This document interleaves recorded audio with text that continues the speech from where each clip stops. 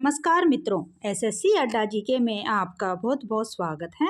आज हम पॉलिटी से रिलेटेड मोस्ट इम्पोर्टेंट क्वेश्चंस करने वाले हैं जो सभी परीक्षाओं के लिए अत्यंत महत्वपूर्ण हैं। आइए स्टार्ट करेंगे। स्टार्ट करने से पहले आप हमारे चैनल को लाइक, सब्सक्राइब और शेयर जरूर करें। तो आइए देखते हैं क्वेश्चन नंबर 1। सुरक्षा का बुनियादी अर्थ क्या है? तो सुरक्षा का जो बुनियादी अर्थ वह क्या होता है? तो वह होता है भय व खतरे से मुक्ति। क्या? भय व खतरे से मुक्ति। सुरक्षा की अवधारणा कितने प्रकार की है? तो ये कितने प्रकार की है? तो यह है 2 प्रकार की, परंपरागत और अपरंपरागत। एक तो होती है जो परंपरागत यानी पीछे चलती आ रही है, एक होती है कि कोई भी अवधारणा बना दी जाती है अपनी नई, तो उसको अपरंपरागत कहा जाता है। सुरक्षा की परंपरागत अवधारणा का अर्थ बताइए। तो सुरक्षा की जो अवधारणा है उसका जो अर्थ है परंपरागत वो क्या है? युद्ध व सैन्य खतरा। क्या रहेगा? युद्ध व सैन्य खतरा। कुछ देश गठबंधन किस कारण से बनाते हैं? तो ये किस लिए बनाते जाते हैं? ताकि जो सैन्य शक्ति है, देश की सुरक्षा के लिए जो सैन्य शक्ति को बढ़ाने के लिए क्या किया जाता है? यह क्या किया जाता है? गठबंधन बनाए जाते हैं। नेक्स्ट क्वेश्चन है, परंपरागत धारणा के अनुसार सुरक्षा के कितने प्रकार होते हैं? कितने रहेंगे? तो ये रहते हैं 2। क्या रहते हैं? 2। एक होती है बाह्य सुरक्षा, एक होती है आंतरिक सुरक्षा। बाह्य सुरक्षा क्या है? तो वो जो विदेशों से, जैसे कि मान लीजिए बॉर्डर लगता है हमारा चाइना से, पाकिस्तान से, कहीं से, तो जो बाह्य सुरक्षा है एक तो वह उसकी सुरक्षा के लिए बनाया जाए, तो दूसरा होता है आंतरिक, जो घर में कोई धरना प्रदर्शन, राजनीतिक कारण या कोई अन्य भी कारण जो रहते हैं जिससे कि गृह युद्ध जैसी स्थिति उत्पन्न ना हो, तो दूसरी रहेगी आंतरिक सुरक्षा। सैन्य हमले से कौन कौन से खतरे हो सकते हैं? तो इससे कौन से खतरे होते हैं सैन्य हमले से? तो इससे किसी देश की संप्रभुता, स्वतंत्रता, अखंडता तथा नागरिक जीवन को खतरा उत्पन्न होता है। तो युद्ध तो आप देख ही रहे हैं आजकल, आप यूक्रेन का युद्ध, उधर जो गाजा का चल रहा है, तो ये युद्ध आप देख ही रहे हैं क्या हो रहा है इससे क्या होता है? तो किसी देश की संप्रभुता, स्वतंत्रता, अखंडता और नागरिक जीवन को बहुत ज़्यादा खतरा उत्पन्न होता है।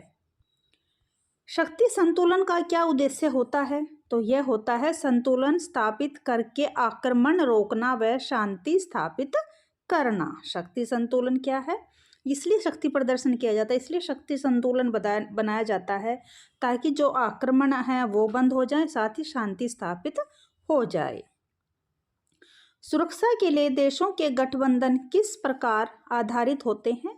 तो ये होते हैं जिन देशों के राष्ट्रीय हित समान होते हैं वे गठबंधन बनाते हैं। आज विश्व का युद्ध के प्रति क्या दृष्टिकोण है? देखिए यहाँ पर ये दृष्टिकोण रहेगा, लिखने में मिस्टेक है।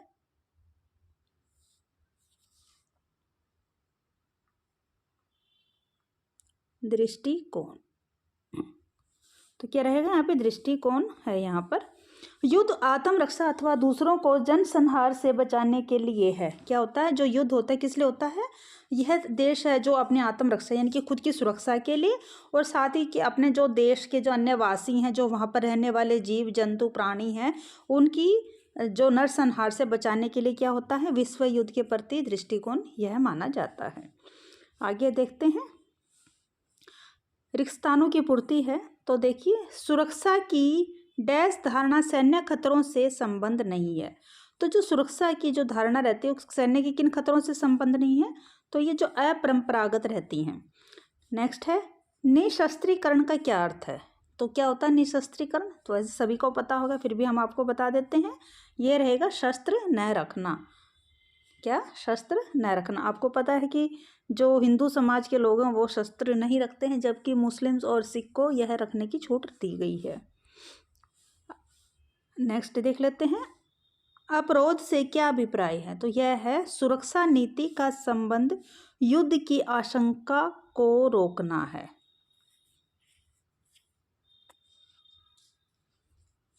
उसे अपरोध कहा जाता है। संयुक्त राष्ट्र संघ के घोषणा पत्र में मानवाधिकार के विषय में क्या कहा गया है? तो जो संयुक्त राष्ट्र संघ का जो घोषणा पत्र जारी किया जाता है उसमें क्या कहा जाता है? तो जो मानवाधिकार के जो विषय में कहा जाता है कि जो संयुक्त राष्ट्र घोषणा पत्र है, इसमें अंतर्राष्ट्रीय बिरादरी को अधिकार देता है कि वह मानवाधिकार की रक्षा के लिए हथियार उठाए। अगर मानव के ऊपर कोई प्रहार होता है, उनकी सुरक्षा को खतरा है, तो क्या है, तो वह अपने लिए हथियार, सुरक्षा के लिए हथियार यानी कि अपनी रक्षा के लिए हथियार उठा सकता है। यह कहाँ कहा गया है? यह कहा गया है संयुक्त राष्ट्र संघ के घोषणा पत्र में। सुरक्षा की अपरंपरागत धारणा का संबंध किससे है? तो यह रहेगा मानवीय अस्तित्व पर चोट करने वाले खतरे से। किससे? मानवीय अस्तित्व के पर चोट करने वाले खतरे से। आतंकवाद से आपका क्या आशय है? तो यह जो आतंकवाद रहता है वह रहता है निजी स्वार्थ के लिए जो राजनीतिक खून खराबा तथा नागरिक हिंसा होती है, तो आतंकवाद से इसको संबंधित माना जाता है। नेक्स्ट है, महाशक्तियां निशस्त्रीकरण को क्यों आवश्यक मानती हैं? जो महाशक्तियां हैं वो क्यों मानती हैं इसको?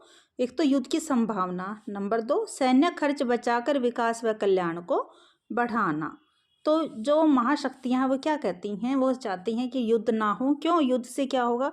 युद्ध की संभावना को कम करना चाहिए। दूसरा, जो सैन्य खर्च है उनको बचाकर क्या होगा? विकास की प्रगति में लगाना चाहिए, विकास कार्यों में उसको लगाना चाहिए और समाज कल्याण को बढ़ावा देना चाहिए। विश्व बहाली के एक उपाय का वर्णन करो।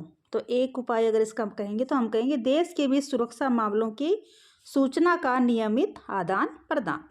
शब्द विस्तार, तो यहाँ पे हमें डिटेल बतानी है, कुछ वर्ड्स दिए गए हैं इनकी। सार्स का रहेगा severe actual respiratory syndrome, strategic arms reduction territory, ये रहेगा स्टार्ट का फुल फॉर्म रहने यहाँ पर वाला है। सॉरी।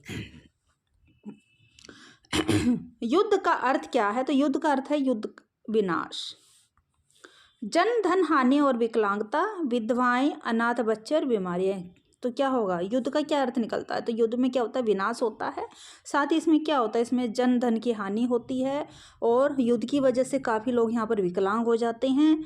और क्या होगा? जब सैन्य लड़ाइयाँ लड़ी जाएंगी तो जो सैनिक रहेंगे या अन्य आम जनता रहेगी तो वहाँ पर मरने के कारण लोगों की क्या होगा? औरतें विधवाएं हो जाएंगी, उनके बच्चे अनाथ हो जाएंगे और साथ ही महामारी और बीमारियां आदि फैल जाएंगी। ये क्या होता है? युद्ध का अर्थ इसमें रहेगा। विश्व में शक्ति स्थापना के 2 उपाय बताइए। तो यह रहेगा एक दूसरे की अखंडता का सम्मान और आंतरिक मामलों में हस्तक्षेप। सहयोग मूलक सुरक्षा से आपका क्या अभिप्राय है? तो यह रहेगा अपरंपरागत खतरों के लिए संघर्ष जो रहता है, मतलब कि क्या रहेगा? अपरंपरागत जो खतरे होते हैं उनके लिए सैन्य संघर्ष के बजाय आपसी सहयोग को अपनाना। नेक्स्ट क्वेश्चन, नव स्वतंत्र देशों के सम्मुख सुरक्षा की 2 चुनौतियों का वर्णन करना है। तो 2 चुनौतियां कौन सी रहती है जो नए स्वतंत्र देश हुए हैं? एक तो होता पड़ोसी देशों से युद्ध व आंतरिक संघर्ष है, ये उनके लिए क्या रहती हैं? चुनौतियां रहती हैं। क्यों? पड़ोसी देशों से युद्ध और आंतरिक संघर्ष, जो नए नए देश बसते हैं, नव जो स्वतंत्र देश रहते हैं। नेक्स्ट क्वेश्चन देखते हैं, पश्चिमी देशों में आंतरिक सुरक्षा के कम महत्व के 2 कारण बताइए। तो एक है पश्चिमी देशों में अपनी सीमा के अंदर अंकीकृत और शांति संपन्न। दूसरा, अपनी सीमा में बसे समुदायों तथा वर्गों से कोई खतरा उनको नहीं था।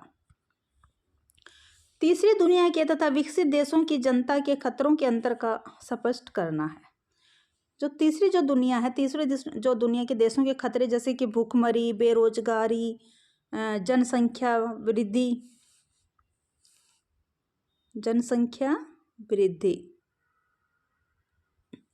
खराब स्वास्थ्य, आर्थिक सामाजिक पिछड़ापन आदि। विकसित देशों के खतरे पर्यावरण प्रदूषण, प्राकृतिक संसाधनों की समाप्ति, वैश्विक तापमान वृद्धि आदि।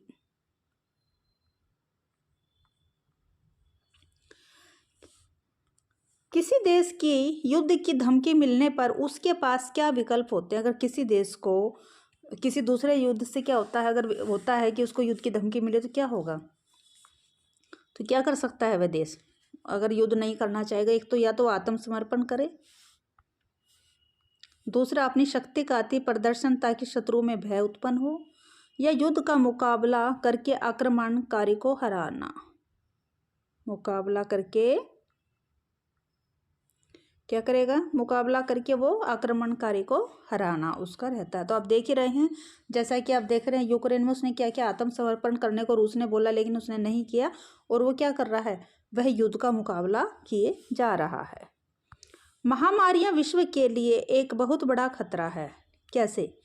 तो महामारियां देखिए, कोई भी अगर महामारी अगर फैलती है तो क्या होता है, वह क्या होगा, विश्व के लिए एक बहुत बड़ा खतरा है।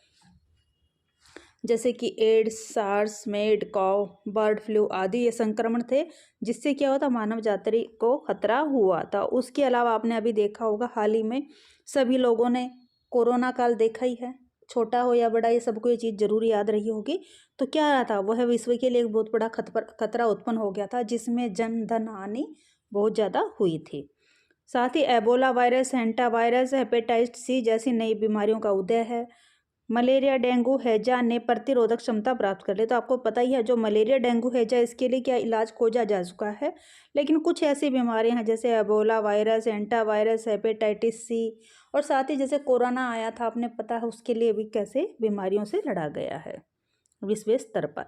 भारत ने मानव अधिकारों को लागू करने के लिए क्या तरीके अपनाए हैं? तो मानव अधिकारों को लागू करने के लिए भारत का पूछा गया, तो भारत ने क्या तरीके अपनाए हैं? मानवाधिकारों को संवैधानिक व्यवस्था प्रदान, विभिन्न वर्गों से संबंधित आयोग। राष्ट्रीय मानवाधिकार आयोग की स्थापना कब हुई है? तो इसकी स्थापना की गई है, किसकी? राष्ट्रीय मानवाधिकार की स्थापना की गई है। ये कब की गई है? 12 अक्टूबर 1993 को। अगर आ जाए कि क्वेश्चन पूछा जाता है राष्ट्रीय मानव अधिकार आयोग की स्थापना कब हुई, तो आप लिखेंगे 12 अक्टूबर 1993 को। सुरक्षा का बुनियादी अर्थ क्या है? तो यह है भय व खतरे से मुक्ति। सुरक्षा की अवधारणा कितने प्रकार की है? तो यह रहेगी 2 प्रकार की। कितने प्रकार की? 2, परंपरागत व अपरंपरागत। सुरक्षा की परंपरागत अवधारणा का अर्थ तो युद्ध व सैन्य खतरा। कुछ देश गठबंधन किस कारण से बनाते हैं? तो आपको बताया गया है, सैन्य शक्ति बढ़ाने के कारण। परंपरागत धारणा के अनुसार सुरक्षा कितने प्रकार की है? तो ये 2 प्रकार की है। तो ये क्वेश्चन एक बार 5-4 हमने ऐसे ही लेते रिपीट ले, ताकि थोड़ा रिवीजन टाइप हो जाए, और आगे से अब डेली हम आपके लिए जो क्लासेज लेकर आएंगे, आप हमें टॉपिक बता सकते हैं और एग्जाम से रिलेटेड क्वेश्चन हम आपके लिए